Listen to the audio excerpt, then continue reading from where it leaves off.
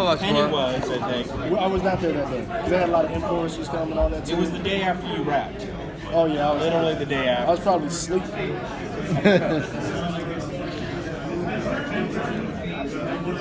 How you guys feeling about this Comic-Con? You having fun? You tired? Always. And always tiring. But always This is day one fun. for you guys. 4. 4. So, yeah. Because preview night, it becomes a merchandise. Is you got to get their preview night, and that's Wednesday. Yep. Wow. So you guys, What do you see? What do you think today? I just got here this morning. you got here. Flew in this morning. Do you change your hats for whoever sits in the room? I was wearing my Star Trek hat yesterday. So. That's fine. That's fine. Okay. Okay, so the Orville is a sci-fi show. So how much did you guys work on the background with sci-fi? I didn't have a lot actually. I kind of came into this whole world new. A good buddy of mine is Ahmed Best, who played Jar Jar Binks.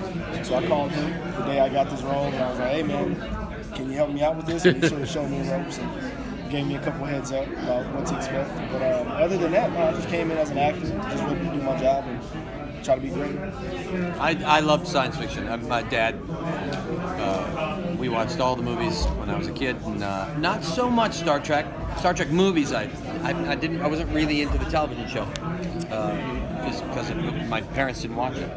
But the movies and Star Wars and Forbidden Planet and all that stuff. So yes, I was a huge fan, and still am, obviously, and to get to be on this show that I get to walk on a bridge every day, even if it's a set, you can't help but when you're a fan of science fiction and all those things, to just imagine that it's real, that it can fly.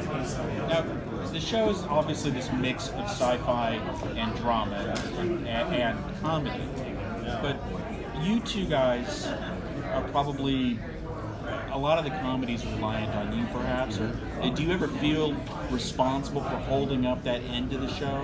And on the other side, do you ever wish you could do more drama and more character development without doing all the jokes? Well, the great thing about this show is the second you say, "Oh, I want more drama," the next episode you kind of have it, and you're going to see that a lot in season 2, where it really delves into, again, my character, who you're right, has been a bit, the funny one. You're going to see a whole other side where it is a bit dramatic, and there's love involved, and I can't obviously say anything more, but the pressure of that, we figured out right away that if you have Seth's, it's going to sound strange, if you have Seth's mouth.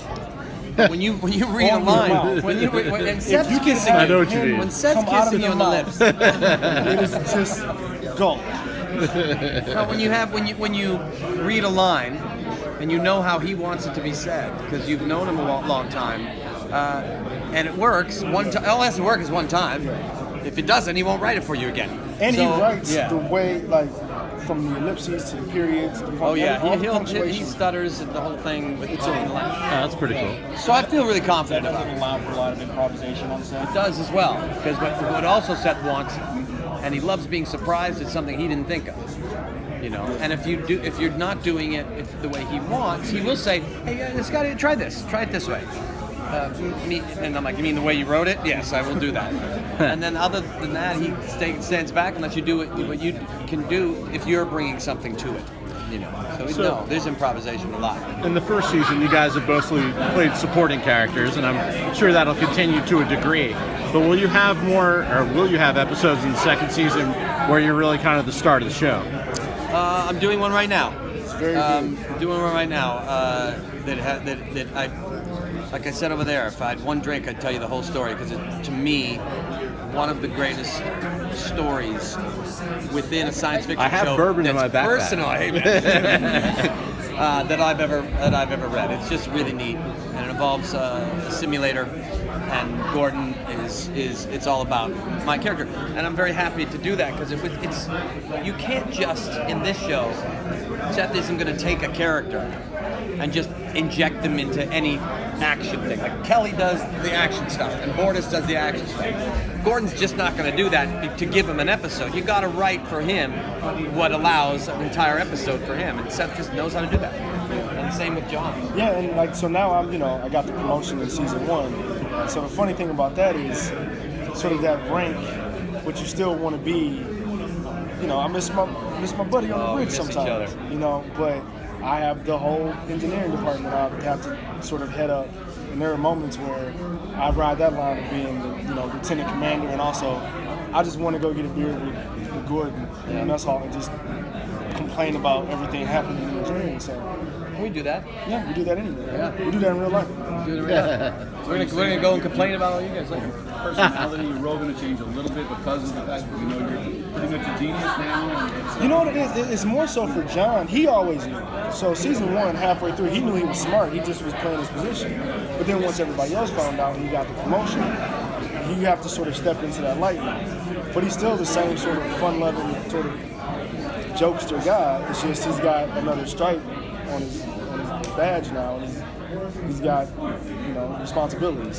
So, and like in real life, you just try to find that balance. That was kind of a big change for the character, and characters change on shows all the time. But was there any background to that? Were there discussions? I mean, did you know it was coming long in advance, or did you get a script one day and they're like, "Okay, you're a genius. You're getting a promotion. We're taking you off the bridge." I'll tell you what's funny. I didn't know, but I will say, based on what was written, I could already tell John was a guy who would sit back and look at things, and really take it in before he really jumped to a conclusion. Even though he would be goofy sometimes, he was sort of an observer. Even the first time he meets Seth's character Ed, and he has that "Can I have soda on the bridge" line, it really is a how's this going to go? Like, what kind of captain are you going to be? How much do I need to give? What don't I need to give? So I think that was already sort of ingrained in him. So now that he's in engineering, there's still that balance between him, again, wanting to be the goof off and also just being extremely smart and heading up engineering. Well, he wasn't smart enough to ask if he could drink at work. That's a good question. A lot of people wouldn't ask, Right to the point, John, man. Right to the point. I think of your characters almost as the entry point for the audience. You guys are the audience's manifestation on the show, as opposed to being Seth or do you see that kind of responsibility? Like you're sort of being like, I feel like we're the supporting characters too, and then like you're observing the stuff that's happening around you. But more than just observing it, where I think that, especially my character, he's saying what they want to say and how they say it. Yeah. He's taking I'm definitely taking the intelligence out of, I'm saying everything very simply so that I understand it, Gordon meaning, and the audience. Right. But I do agree, I might be that bridge between the captain and the audience. And yeah. But I see it as a great. I think it's easy. I don't have to say all the big words. Oh, now I do. Yeah, now he does. Now I got all kind of stuff to. Yeah, you guys are. The teacher on with the Orville, but now you're smart. So I was going to say Rosencrantz and Guildenstern, but good reference. But they still find ways to bring us together. Yeah.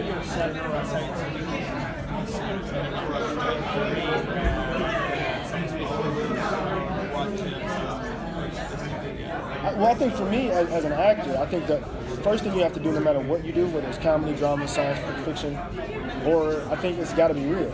Otherwise, none of it matters. So I think you just approach it from a real standpoint of, this is who I am as a character. This is the situation I'm in. I'm on a ship. We're being hit by things. I could potentially die. That's a real moment, So I try to approach it as an actor versus a child. Yeah.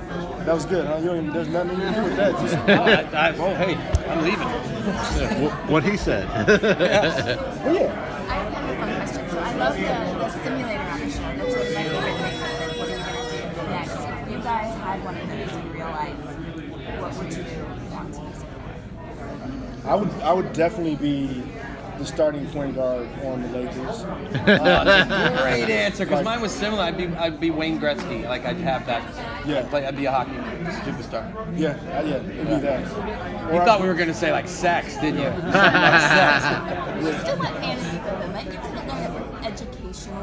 Yes. You know what? I take it back. You know what I'd do? I'd be a teacher at a really struggling, low-end public school, and I'd come in and I would inspire the youth, and I'd have the mayor and all the politicians give me millions, and I would uplift the community, you're this one small school that was I would under a feed bridge. the hungry. And I would feed, yeah. Chocolate milk in the Yep. fountains. Oh, nice. No, I do that's- everything. I do everything that you're thinking of right now. Except that, though.